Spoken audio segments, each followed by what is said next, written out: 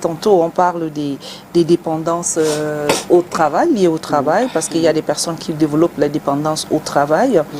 Et je disais, qu'est-ce que la dépendance du travail, au travail, ça cache réellement à l'entame de mon propos. C'est ce que je posais comme question. Et je disais, celle qui est dans ce domaine-là, elle sera là pour nous répondre à nos questions. Justement, quand on parle de santé mentale aujourd'hui, de la dépendance au travail, Catherine Etondé, qu'est-ce que la dépendance au travail et comment se manifeste-t-elle chez les individus? Oui, la dépendance au travail, c'est comme toutes les autres dépendances. C'est qu'on devient accro, on s'accroche au travail et on oublie même l'environnement social. C'est-à-dire on n'a plus de contrôle. C'est-à-dire le travail, encore travail. Il y a des gens qui passent tout le temps dans leur travail, ils oublient leur famille. Il y en a qui passent tout le temps au travail, ils n'ont plus une vie sociale, ils n'ont pas d'amis et autres. Il y en a qui passent tout le temps au travail au point où ils en deviennent malades. Donc quand quelqu'un voit qu'il y a un petit espace dans son agenda, il panique. Donc ça c'est la dépendance. Parce que certaines personnes pensent que pour être heureux, pour se valoriser, il faut avoir un emploi du temps sous-booké. C'est pour ça que vous allez voir que ces personnes-là, quand on les appelle, elles sont toujours occupées. Je suis en réunion, je suis en mission, je suis au travail, je dois boucler un dossier, quand ils finissent au travail et en mission, ils ramènent le travail, une partie du travail à la maison. Donc, au lieu de service, ils sont occupés. À la maison, ils sont occupés. Après, ils sont en mission et ainsi de suite. Et nombreux sont des gens qui vivent comme ça. Ils sont nombreux. Mais maintenant, est-ce que c'est une vie normale? Est-ce que c'est une vie ordinaire? Qu'est-ce que cette dépendance au travail pourrait cacher? Parce que quand on travaille normalement, ça va. Mais ça se manifeste comment? Qu'est-ce qui cause même d'abord ça? Ça se manifeste comment quelqu'un, comme elle a dit, comment quelqu'un peut faire pour commencer à travailler jusqu'à oublier même que la femme que Dieu lui a donnée est là? Oui, vous allez voir dans votre entourage. Vous savez, il y a une chanson de Beko Sadé qui avait parlé des réfugiés. Oui. Vous vous souvenez? Oui. Mais gars, chante voir ça. Pourquoi tu as complètement la secrétaire est douée. Douée là. Tous les jours, elle me dit le patron n'est pas là. Tous les jours, elle me répond. Le patron est en mission. Revenez demain pour la semaine prochaine. Ça alors, galère. La vie, c'est mauvais. Ça alors, galère. Coucou, je suis touchée. Il y en a qui s'amusent avec les sentiments des autres. Oui, quelqu'un qui s'est donc réfugié au travail. Que le travail devient un lieu de refuge pour lui. Ça veut dire qu'il s'est coupé de tout. Il s'occupe de son travail. Ça en fout des sentiments de sa femme. Oui, on va voir dans notre entourage une personne qu'on ne voit jamais. Vous arrivez chez lui du lundi au vendredi, il n'est pas là. Vous arrivez à 7 heures, il est déjà parti au travail. À 21 heures, il n'est pas là. À minuit, il a juste le temps de dormir et tout ça là. À 6 heures, 5 heures, 6 heures, il est reparti. Donc il y a des gens qui ne voient pas leurs enfants grandir. Il y a des gens qui n'ont pas le temps de discuter avec leurs femmes parce qu'ils sont occupés. Dimanche même le dimanche. Dimanche même, il est dans les rues. H24. Parfois, celui qui n'est pas dépendant au travail n'a même pas le temps d'aller dans les réunions. Hein. Parce que même le dimanche, il est au travail. Il est au travail. Il a toujours des dossiers très importants à boucler. Il a toujours des réunions très importantes. J'ai ma soeur qui a vécu au Kenya, Rebecca d'Auguste, que tu connais. Alors c'est elle qui m'avait dit que ce qu'elle n'avait pas compris, c'est que dans ce pays, il y a des gens qui passent tout leur temps au bureau. Ils ne sont pas mariés, ils n'ont pas d'enfants. C'est la bonne qui s'occupe, qui bénéficie de tout, de la maison, de la nourriture, de tout. Parce que monsieur a juste le temps de venir se changer et de repartir au bureau. Il y a des employés d'une multinationale qui deviennent malades parce qu'ils passent tout le temps entre les voyages et le bureau. Bon, maintenant, quand on a affaire à ce genre de personne qui est toujours occupé, qui ne parle que de son travail et qui panique quand on lui laisse même 1 heure dans son agenda. Non, il ne veut pas dire qu'il a 1 minute pour s'occuper des autres, pour s'occuper peut-être pour de la famille, pour s'occuper de je ne sais pas moi, pour avoir une vie sociale. Ils n'ont pas ça. Est-ce qu'on a ce genre de personnes dans nos familles? Parce que certains sont qu'ils peuvent être occupés au travail. Là. Après, ils ont aussi des petites affaires qu'ils vont faire, si bien que l'emploi du temps est surchargé, pas moyen. Et c'est comme ça donc, comme n'ayant plus une vie sociale, n'étant plus capable d'élever même des enfants, parce qu'il ne les a pas vus grandir, il ne les connaît pas, et tout, n'étant plus en mesure de gérer la vie familiale, il a laissé tout à sa femme. Il continue donc à créer le travail lui-même. Il y a quelqu'un qui m'avait dit qu'il organise son indisponibilité. Oui. Donc, il est déjà occupé, et après, il organise son indisponibilité. Ça cache quoi? Ça cache beaucoup de choses. Cette dépendance au travail, là, cette addiction au travail, ça cache beaucoup de choses.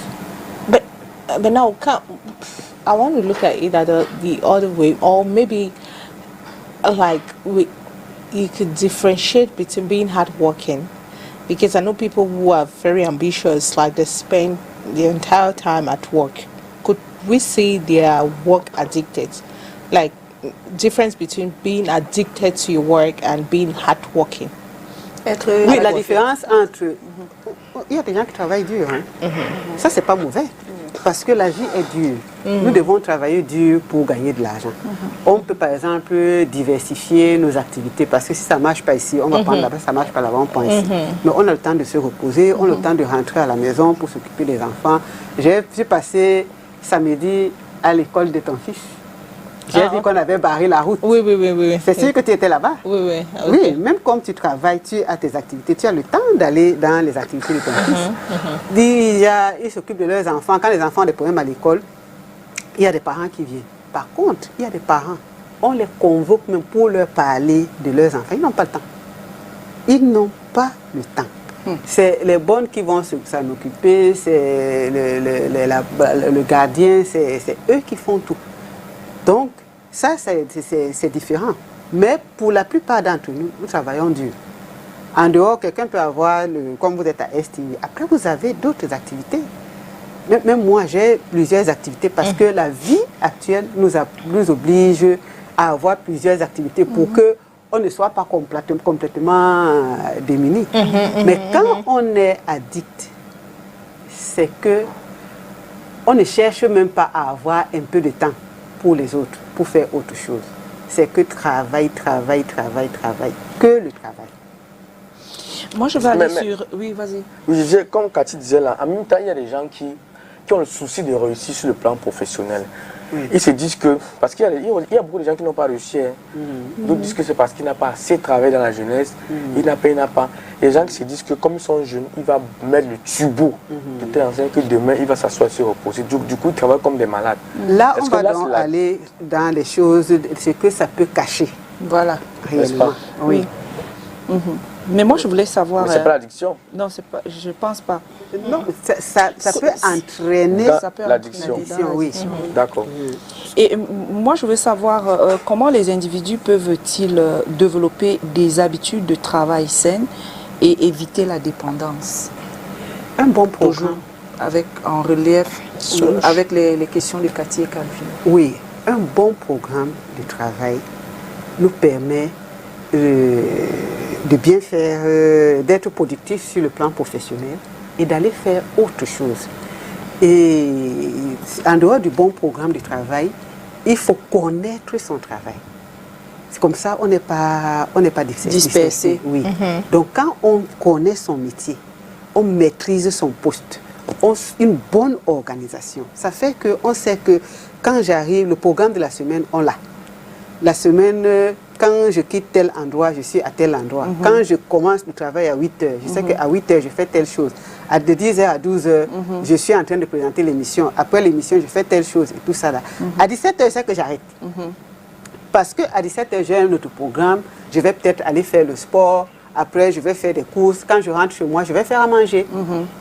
Ça, c'est un bon programme. C'est ça qui nous empêche de favoriser, d'être déséquilibré. Parce que quand on est déséquilibré, ça veut dire qu'on privilégie un programme de travail. Le reste est en bas. On est comme ça. Le travail est ici et le reste n'existe même plus. C'est complètement foutu. Oui. Donc, quand on veut s'engager à faire un travail, on peut même être embauché. Il faut bien réfléchir. Le poste qu'on veut accepter là, c'est vrai que, comme Calvino a dit, il y a des gens qui ont beaucoup souffert. Quand ils ont beaucoup souffert, ils sont ambitieux, ils ont envie de gagner beaucoup d'argent. Mais le poste que je suis en train d'accepter là, est-ce que ça va me permettre de m'occuper de ma famille, d'avoir une vie sociale, de pouvoir dormir? Si je vois que ça ne va pas me laisser du temps, je suis libre de dire que non, je ne fais pas. Je ne veux pas. Les affaires que je vais faire, le monde des affaires est très rude. Il y a des gens, quand tu t'engages à faire des affaires, après tu te retrouves, aujourd'hui tu es au commissariat, demain tu es à la gendarmerie, après c'est la banque qui te suit, après. Si bien que ça fait qu'on est pris dans un engrenage tel que il faut toujours qu'on travaille plus. On n'a pas une minute. Donc si je veux m'engager à aller faire des affaires, à créer une entreprise, est-ce que j'ai assez de force pour pouvoir mettre chaque chose à sa place? Bon, on ne réfléchit pas souvent comme ça. Maintenant, des problèmes personnels que j'ai eus. Parce que là, c'est des choses qui créent la dépendance. Oui, justement. On a souvent des problèmes personnels. Peut-être dans l'enfance, on a été méprisé. On se dit que quand je vais grandir là... Justement, c'est ça que je voulais... Les facteurs psychologiques qui peuvent contribuer à la dépendance au travail. Comme j'ai grandi chez les Calvino, ils m'ont méprisé. Quand je vais grandir, il faut que je montre au père de Calvino, à sa mère, je ne suis pas n'importe qui. Voilà. C'est un facteur. Oui. La vengeance. La vengeance. C'est-à-dire quelqu'un qui est en train de se venger de la vie. Il est prêt à tout. Et il doit montrer absolument que lui, il n'est pas n'importe qui. Je n'ai pas le temps, je suis très occupé, je gagne beaucoup d'argent. Je n'ai pas le temps des gens, je n'ai pas... Il y a des gens comme ça dans les familles. Oui, et ils sont nombreux dans les familles. Donc, because you want to prove, like you're trying to prove a point. Oui, on a quelque chose à prouver. C'est une vengeance qu'on a. Il faut que les gens voient que c'est pas parce que j'étais poussée hier, je n'avais pas un endroit où habiter. Aujourd'hui, je dois gagner beaucoup d'argent. Il y a d'autres qui ont des problèmes de couple. Voilà quelqu'un qui a les problèmes de couple. Quand le travail finit vite à 18h, il est malade. Je vais rentrer faire quoi à la maison? Il commence donc à crier. Ses collaborateurs ne peuvent pas rentrer. Ses collaborateurs disent que parfois nous-mêmes, on est obligé de rester au bureau parce que le patron ne peut pas vite rentrer. Justement, j'ai un ami, un exemple typique. Oui. J'avais un ami comme ça, là. Il y avait une heure, Cathy. Il ne pouvait pas, Calvino. Quand on finit, parfois je l'attendais pour que nous puissions rentrer ensemble, plus si on finissait peut-être 20h, 21h. Il va te dire que non, moi je ne peux pas rentrer à la maison maintenant parce que si je rentre à la maison, ma femme va se fâcher. C'est aussi ce qu'il dit.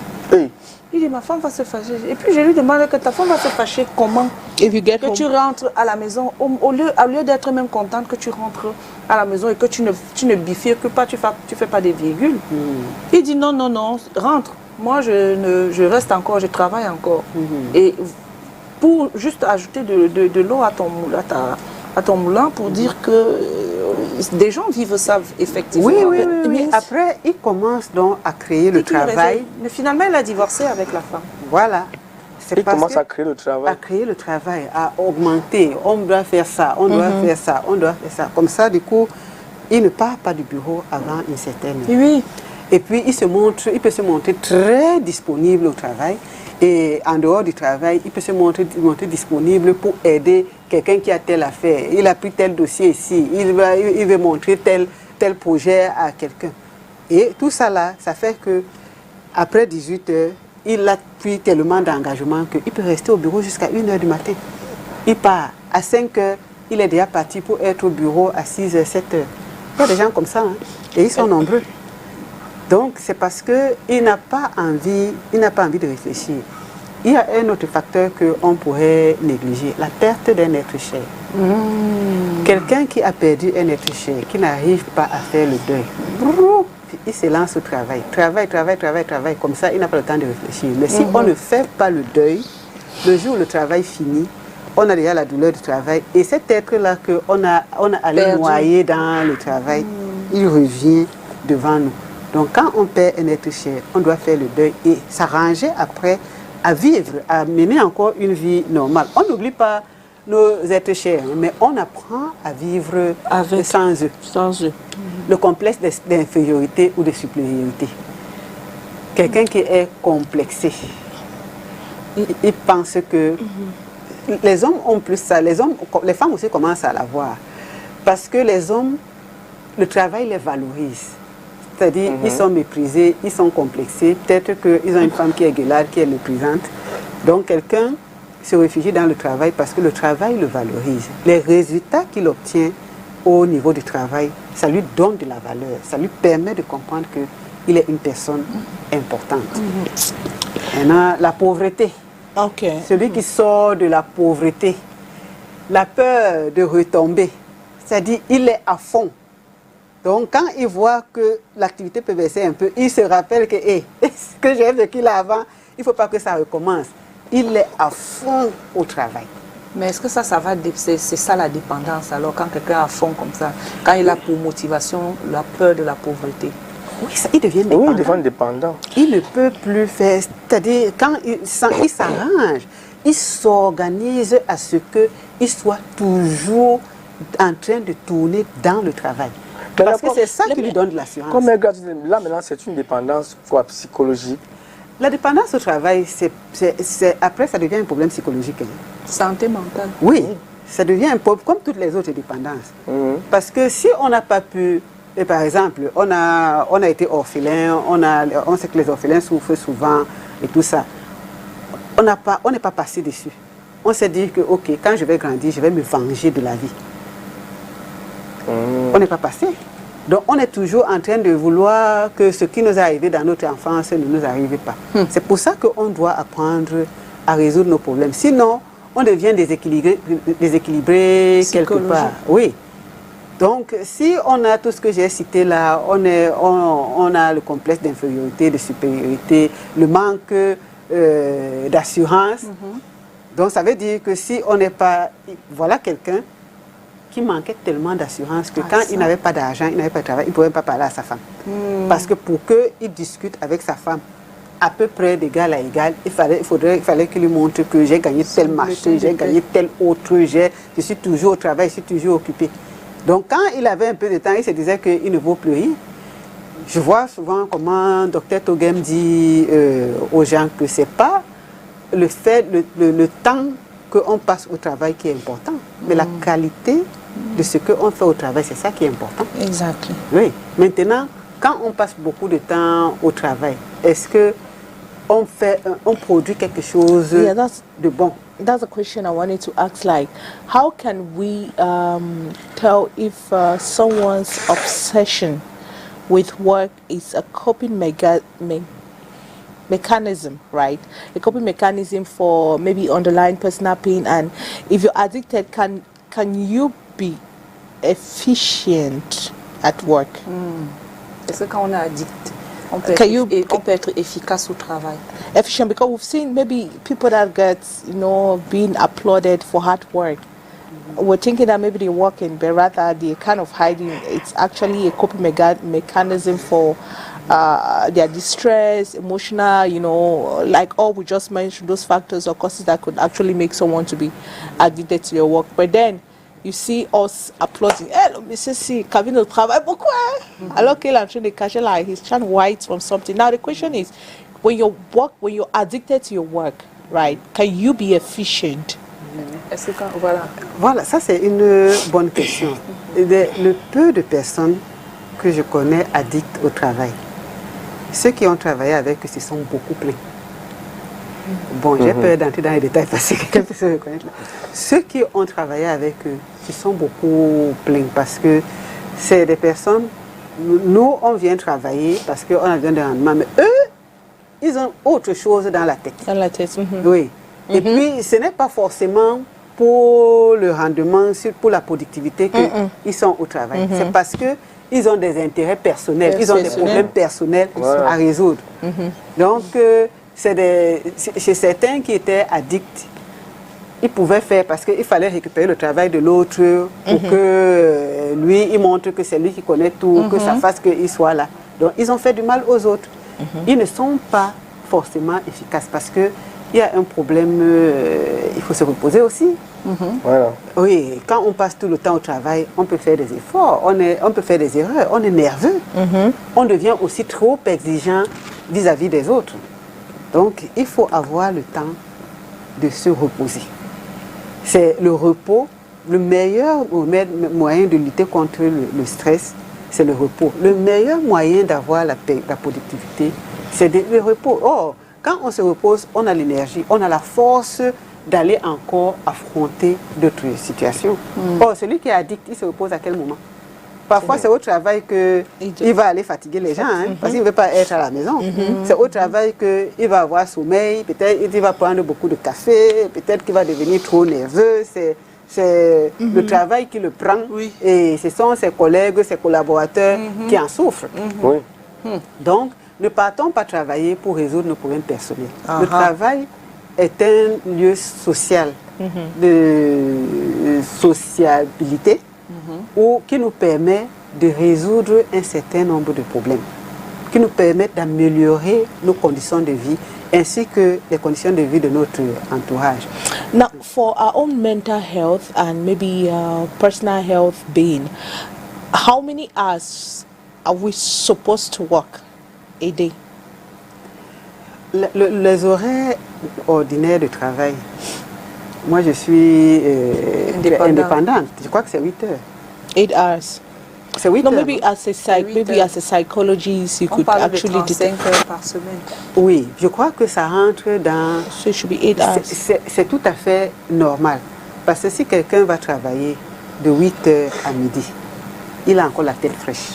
Il prend une pause peut-être d'1 heure, entre midi et 13 heures. 13 heures. Après, il peut finir à 17 heures. 17 C'est heures. raisonnable. Parce qu'à un certain moment, 18 heures passe, tired. 19 heures. Your brain. Oui, le poids de la journée est déjà là. You're exhausted. On commence à forcer. On peut peut-être prendre le café pour tenir. On devient nerveux et tout ça. Donc, si on dit, peut-être qu'une fois, une ou deux fois en passant, on peut faire des heures supplémentaires parce qu'il y a un travail particulier. Mais après, si c'est ça qui est normal, faisons attention. Parce que nous-mêmes, quand les gens viennent, qu'ils ont le burn-out, oh, je suis fatigué, oh, je suis déprimé, je suis stressé, qu'est-ce qu'on demande à quelqu'un? De revoir son emploi du temps, l'organisation. Moi, je fais même souvent, je demande à quelqu'un, de 7h à 8h, tu fais quoi? Entre 8h et 10h, tu fais quoi? Entre 10h et 12h, jusqu'à peut-être 20h, tu vois des failles comme c'est pas possible. C'est là où on découvre qu'il y a un problème. Qu'il y a même un problème sérieux. Donc la mauvaise organisation va créer tout ça. Ou bien l'envie de tout ramener sur soi. Ça va créer tout ça. Parce que si tu prends dans le travail de Mireille Grasse, tu prends le travail de Mambumbo, tu prends le travail de Calvin, toi-même tu es surchargé comme ça, avec tout le stress que ça comporte. Tu t'attends à quoi à la fête? Non, mais bon. Mais là, maintenant, vous souvenez deux cas. La dépendance au travail et la dépendance dans le travail. Parce que comme vous dites, il y a des gens qui dans le travail, ils se mettent à se droguer, par exemple, pour tenir. Là, ça devient plus... Est-ce que ça devient plus grave? Parce qu'il y a des gens je connais des gens qui ne fument pas pendant qu'ils travaillent, n'est pas à l'aise. Il y en a même qui ont commencé à fumer le chanvre. Voilà. Pas parce qu'ils sont le voyous. chanvre que vous ne voulez même pas dire. Pas parce qu'ils sont voyous. Pas parce qu'ils sont voyous. Parce qu'on c'est leur a parce dit que tu que peux la tenir avec charge ça. du travail est importante. Et non. Et ils pensent qu'il peut tenir avec ça. So don't you think sometimes, like, okay, my question is, do people do we become work addicted now, workaholic by choice or by force? Because when I say by choice, it's your personal decision. By force, it might also not. By force, maybe The circumstances might push you. Maybe you work in a company where we have limited workers, and you find yourself doing the job of like two or three persons. Not by choice. It can also be that you get tempted by a huge amount of money proposed to you by your boss. That okay, if you do this additional stuff, maybe for the 8 hours that you're supposed to work, he tells you, I'll pay you, it's just an example, 100,000 for that 8 hours. Now he's going to add more 100,000 if you do another 8 hours. Donc ça veut dire que tu vas travailler 16 heures s'il ajoute encore les 6 heures parce qu'il te promet un salaire plus élevé. So don't you think sometimes we find ourselves being forced and being like, it's actually, no, is it forced? No, pause my question again. Do we become work addicted by choice or by force? Ou par force. Plus par choix.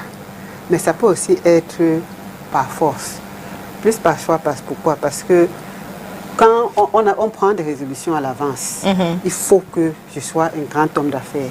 Il faut que je sois un haut cadre, un grand directeur d'entreprise. Il faut qu'en dehors de mon travail, j'ai aussi mon entreprise à côté. Parce qu'on m'a méprisé, parce qu'on m'a fait ceci, parce que j'ai vécu ça, parce que j'ai vécu ça.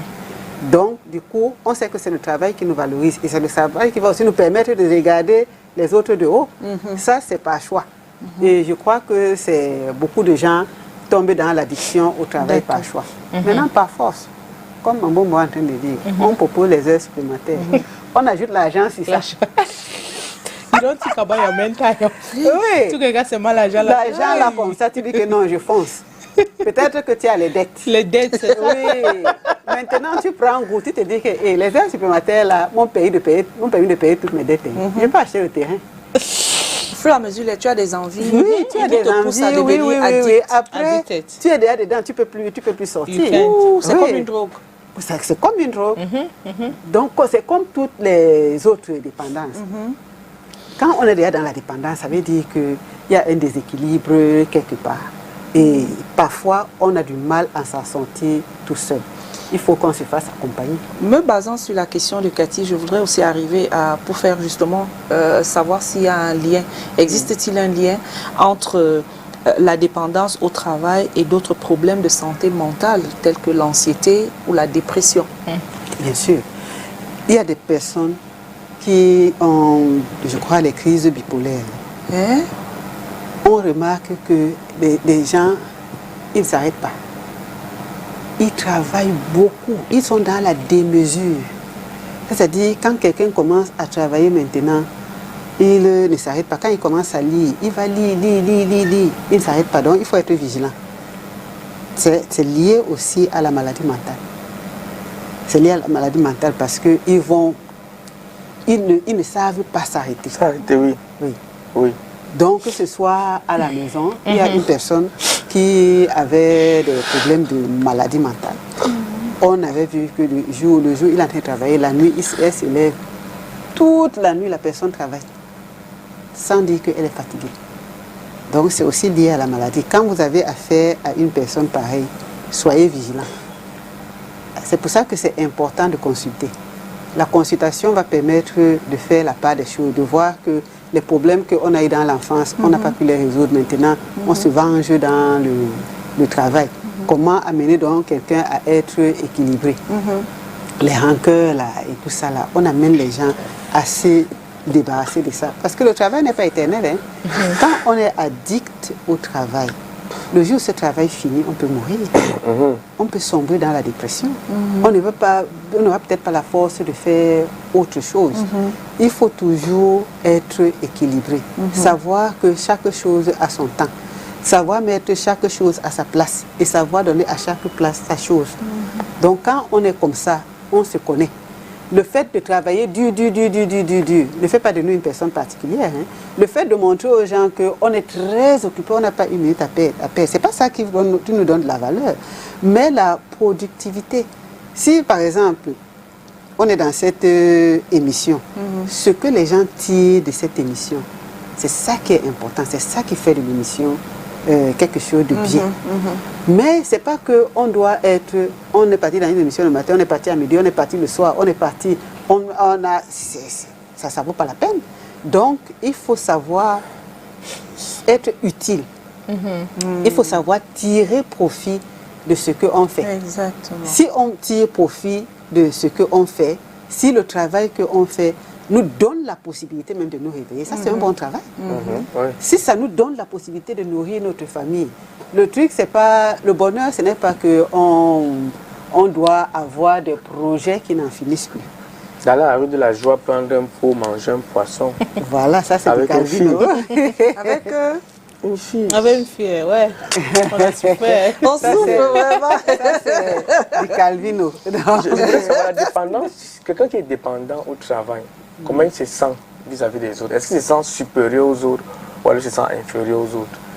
Le complexe d'infériorité ou de supériorité peut amener quelqu'un à être dépendant au travail. Je me sens inférieur aux autres. Donc il faut que Je prouve que je peux. Oui, je travaille beaucoup. Ou alors je me sens supérieur aux autres. Il doit Je dois savoir montrer que moi, encore oui, que je travaille. je ne suis pas n'importe qui, je But now- travaille beaucoup. And now the question I want to ask is because I believe so many people. What are some of those self-assessment tools that we can use in order to identify, like, to know if you are work addicted? Because I might look at Mireille, the way she works in my mind, I know that she's addicted to her work.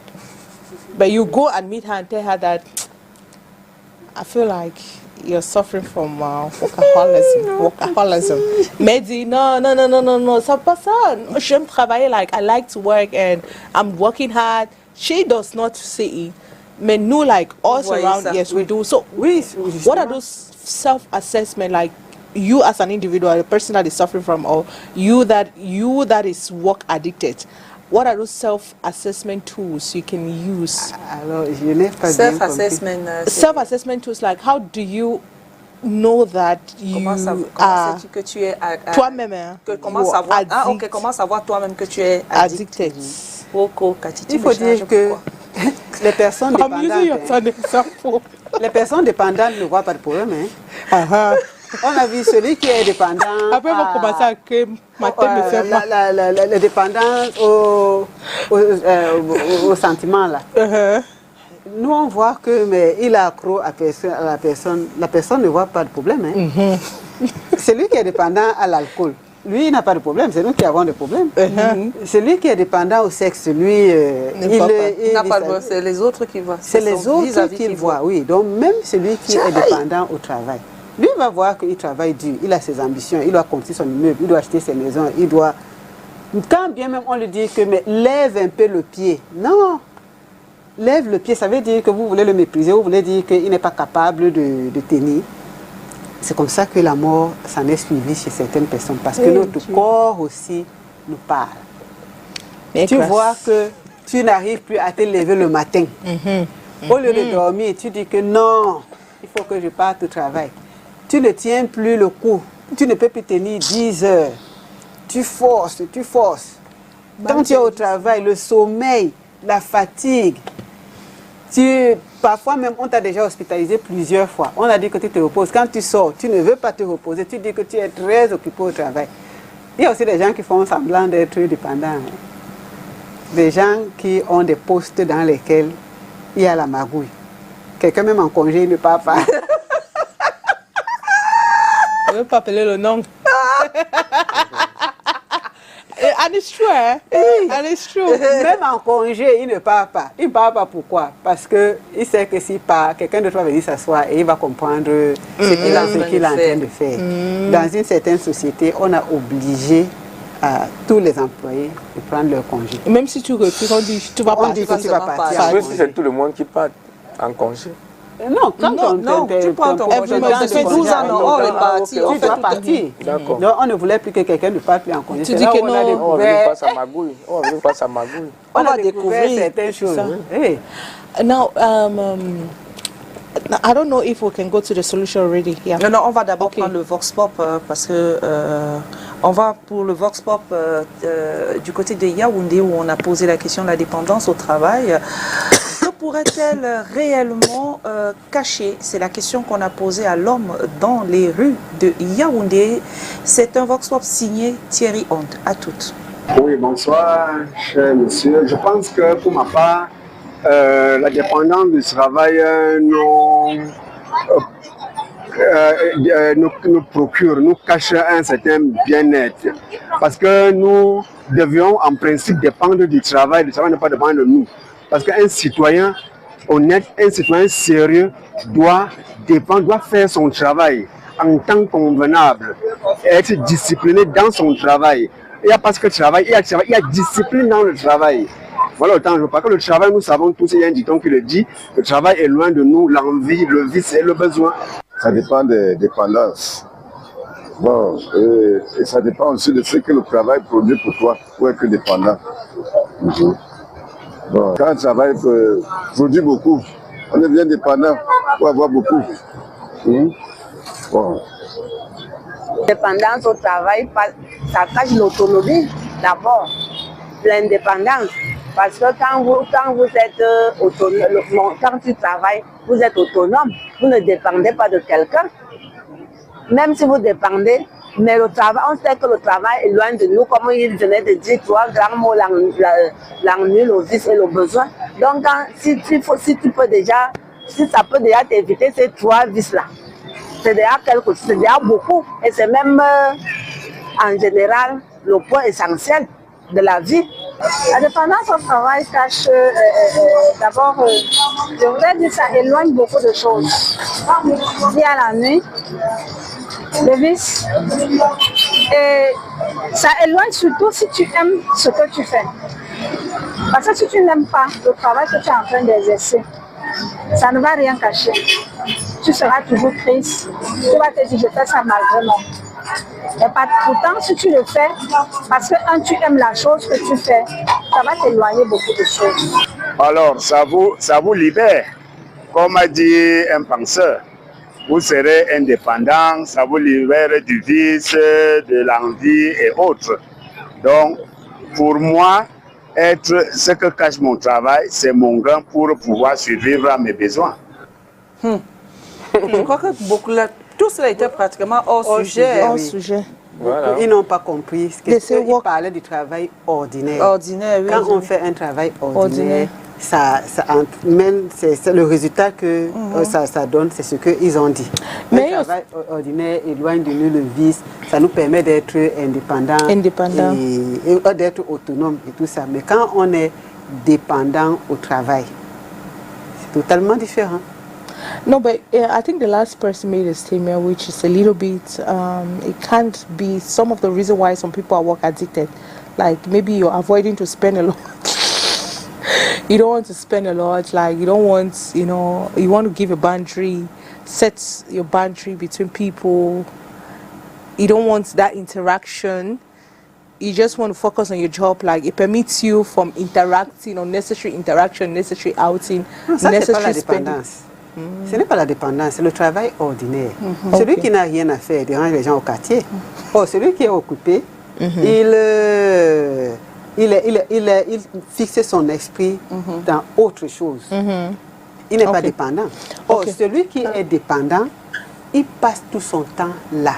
Il ne vit que de ça, il ne parle que de ça. Il n'est pas sociable. Il se coupe il ne sait pas ce qui se passe autour de lui. Tout ce qui l'intéresse, c'est son travail. Oui, mais il y a eu ce qu'on appelle, parfois la perte, il y a des personnes qui se réfugient dans le travail pour cacher parfois leur solitude, la perte d'un être cher, oui. Parfois pour être, parce que comme tu l'as dit tout à l'heure, pour être indépendant aussi sur le plan financier. Bon, maintenant pour revenir sur l'environnement, parce que je voulais, avant que Passé Katia avait sa question sur les sorties, moi je voulais poser la question de savoir comment les employeurs peuvent-ils promouvoir un environnement de travail sain et prévenir la dépendance au travail. Oui, dans beaucoup de structures. Parce que là maintenant, il faut qu'on attire l'attention des employeurs. Oui, dans beaucoup de structures, il y a des formations. Il y a des sensibilisations. Nous, par exemple, dans la société civile, on nous forme beaucoup. C'est-à-dire de telle sorte que, vous voyez, quand je parle des violences, ça ne va pas dans tous les sens. Je sais ce que je dois faire et je sais ce que je ne dois pas faire. Donc, si je traite un cas de violence, je m'en tiens à ce que je dois faire. Le reste, j'envoie à une autre personne qui va faire ce que moi, je ne peux pas faire. Donc, dans des structures qui sont bien organisées, on forme les gens. On fait des réunions pour organiser le travail. Et chacun sait exactement ce qu'il doit faire. Et puis, si les gens travaillent en étroite collaboration, ça va faire que si j'ai un dossier, je finis de le traiter, je sais que je vais envoyer à mon collègue va envoyer à tel, ça va arriver chez le patron. Mais si ce n'est pas structuré, c'est normal que ça parte dans tous les sens. Vous allez arriver dans certaines sociétés, les gens se plaignent énormément. C'est tellement désordonné. Quelqu'un sait que c'est lui qui doit faire le travail, mais ça se retrouve dans un autre bureau. Allez, les disputes ont commencé.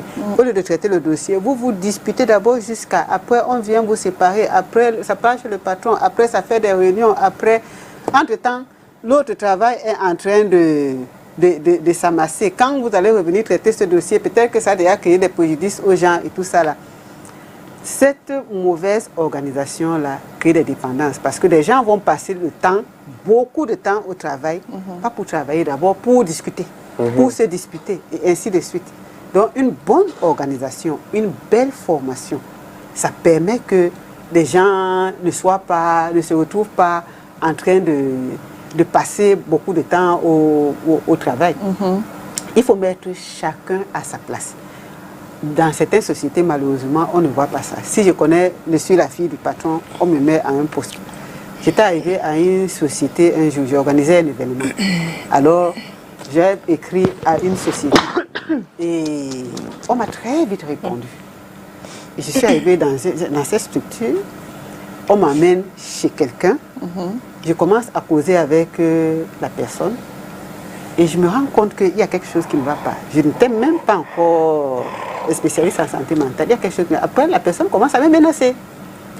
Je sais par quel miracle j'ai réussi à sortir de là. Et quand je sors, je vais, avant d'arriver à la réception, j'ai vu le bureau qui était à côté. Je leur dis, mais j'ai envoyé un dossier ici, on m'a reçu, on m'a dit comme...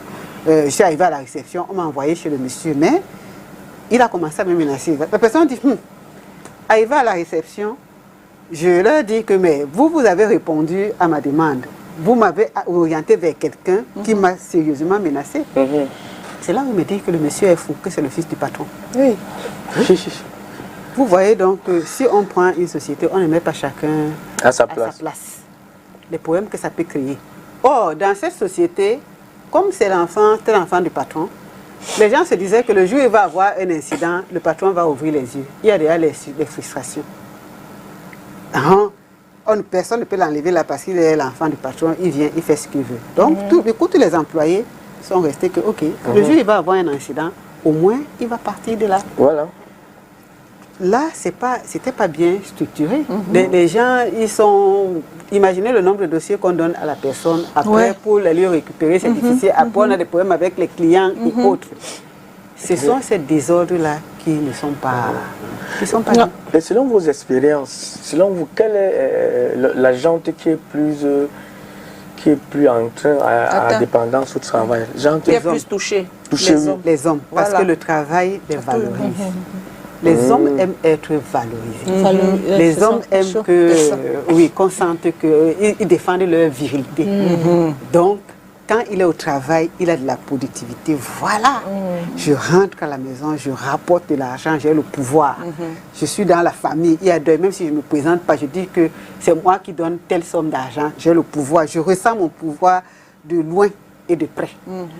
Maintenant, les femmes commencent aussi à entrer surtout les femmes indépendantes, les femmes seules. Les femmes seules, les femmes indépendantes. On pense que quand on est seul, on doit montrer qu'on est une femme de poigne. Non. Le travail, c'est mon premier mari.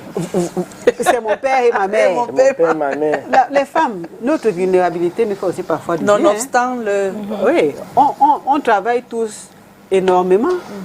On est parfois très sollicité. Parfois, il nous arrive de faire des choses extraordinaires. Moi, dans le cadre de mon travail, Dieu sait ce qui m'est arrivé de faire des choses extraordinaires. Mais si on te prend à ce niveau-là, tu vas vouloir en faire. Si tu reçois un prix, par exemple, comme Mireille Grasse a réussi, a reçu. Tu vas vouloir montrer que oui, j'ai reçu le prix, je mérite, on peut tomber dans ce piège. Donc les femmes mais ça te plonge quand même dans un stress, hein, quand tu reçois des distinctions comme ça te plonge dans un stress où tu as envie d'aller au-delà. Et tu veux toujours... Oui. Et j'ai même l'impression que toi-même là, tu es dépendant au travail, hein, Cathy. Tu peux avoir l'impression parce que tu me vois à la télé.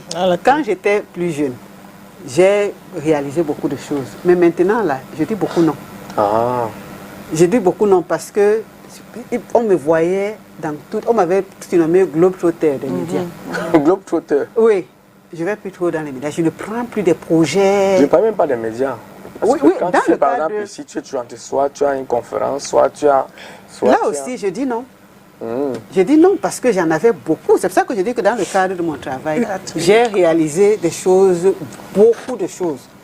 Que ce soit dans la santé que dans l'éducation. J'ai reçu le prix de l'excellence féminine. C'est ça qu'il a fallu me rendre compte. Parce que c'était un prix exceptionnel. Donc j'ai multiplié le travail. Après j'ai reçu un autre prix. Mais après j'ai dit non, calme-toi. Parce que le corps a besoin de repos. Maintenant je prends des dossiers importants. Quand on m'appelle, c'est pourquoi. Qu'est-ce que ça peut apporter à la société? Est-ce que ça va me prendre beaucoup de temps? Parce qu'il y a l'âge, hein. Moi je prépare ma retraite autrement. Voilà. Et je me pose, si je dois encore aller travailler, mettre toute ma tête au travail, je vais me reposer à quel moment? Le stress même, je ne supporte plus beaucoup. Parce que j'apprends aux gens à gérer le stress, à ne plus, à vider un peu leur cerveau. Or, je ne peux pas me retrouver à l'intérieur moi-même. Mais on atteint aussi un niveau où, quand on a besoin d'une expertise, on n'a plus besoin de te courir. Les gens vont te prendre parce qu'ils savent que tu as telle expertise, on te prend. C'est ça aussi l'expérience professionnelle. Hier, j'étais à une activité avec le docteur Yum. Il conseillait, il conseillait les étudiants parce que, et moi je forme, hein, les étudiants qui travaillent avec moi, ils viennent parce que c'est des étudiants en psychologie, ils ont la théorie et moi je leur donne la pratique. Et quand on finit l'activité, je leur demande qu'est-ce que vous avez fait et tout. Le docteur leur a dit, ne partez pas vite, comme les jeunes ont tendance à partir. Allez pas à pas. Et quand vous allez faire un pas après l'autre, les gens vont vous remarquer, on va observer votre travail, on va apprécier. Et c'est comme ça qu'on va vous appeler. Parce que nous, maintenant, on nous appelle. On ne vient plus, on ne va plus seulement chercher. On nous appelle, il y a tel projet, il faut venir. Parce qu'on sait que vous êtes capable de le faire. Et je voudrais préciser quelque chose. Les chrétiens, je ne sais pas pour les autres religions, les chrétiens savent que Dieu dit qu'on demande le pain quotidien. Beaucoup ne savent pas que la meilleure façon de vivre, c'est au jour le jour. Voilà. Ah bon? Oui. Oui, Cathy. Donc aujourd'hui, tu manges le pain. Demain, tu cherches encore du pain. Non, ne partez pas chercher que comme je suis ici maintenant, je vais aller demander pour 30 ans pour acheter la voiture. C'est même écrit dans la Bible. Oui. Mangeons et buvons car demain nous mourrons. On est sur réalité parfois. No, I just want to find out, since it's 11:53 already. Now, how can we create a work-life balance? And how can we create a healthier work-life balance and prevent work addiction? Comment devons-nous créer un environnement healthier, un environnement sain. Voilà. Life balance. Pour équilibrer la vie. Voilà. Donc on doit faire la différence entre le travail, notre vie professionnelle et notre vie privée. Nous devons savoir concilier les deux. La vie professionnelle, c'est pourquoi. Je vais au travail pourquoi? Parce que je dois assurer le bien-être à ma famille et ainsi de suite. Maintenant, est-ce que la famille profite bien de ce travail? Est-ce que la famille profite de ma présence? Est-ce que la famille profite de mes conseils? Est-ce que la famille profite de ma chaleur, de mon amour? Si la famille profite seulement de mon argent, ça ne sert à rien. Ça ne sert à rien. C'est comme ça que beaucoup d'enfants, parce qu'ils ont la carence affective, les parents ont passé le temps à leur donner le matériel. À un moment donné, le matériel ça dérange. Les femmes le savent. Nous, les femmes, nous avons souvent une cantine d'habits, une cantine de chaussures, une cantine de sacs. Et on porte combien? Voilà. Donc, c'est la même chose. Le matériel, c'est bon, parce que ça nous permet d'avoir un certain bien-être. Mais la chaleur humaine, est très importante. Plus important. Donc, si notre travail ne nous permet plus de faire la différence entre notre vie privée et notre vie professionnelle, ça veut dire que nous sommes forcément dans l'addiction. Voilà. Belle conclusion. La dépendance au travail, on dit, hein, au travail, c'est un problème complexe qui nécessite une approche globale. Nous espérons que cette émission a fourni des informations utiles et des pistes de réflexion pour les téléspectateurs, pour vous, nos téléspectateurs. Et nous vous remercions aussi de nous avoir regardés. Et nous vous invitons justement à revenir pour nos prochaines éditions. Alors, si vous pensez que vous ou quelqu'un que vous connaissez souffrez de dépendance au travail, n'hésitez pas à chercher de l'aide auprès d'un professionnel de la santé mentale comme Catherine Etondé est là. Prenez soin de vous et de votre santé mentale, physique aussi, en trouvant un équilibre sain entre le travail et la vie personnelle. C'est ce que Catherine Etondé a d'ailleurs dit. Merci de nous avoir regardés et écoutés. Catherine Etondé, elle est sur les réseaux sociaux, Catherine Etondé, ou alors Action Santé. Hein? Action Santé Éducation. Éducation, voilà. Hier, j'étais avec Sarah Etondé. Ça, oui, j'ai vu les photos. J'ai vu les photos. Et c'est pour toi que j'ai fait la photo. Alors, j'espère que beaucoup ont apprécié. Cathy, demain, tonton Calvino, demain, oui. C'est un autre jour. On sera dans le rééquilibrage alimentaire ou alors on parlera encore de notre bien-être. En termes je de diminue déjà. Vas-tu diminuer? Bon. Moi également. On s'est dit lundi. Lundi, avec Catherine Etondé.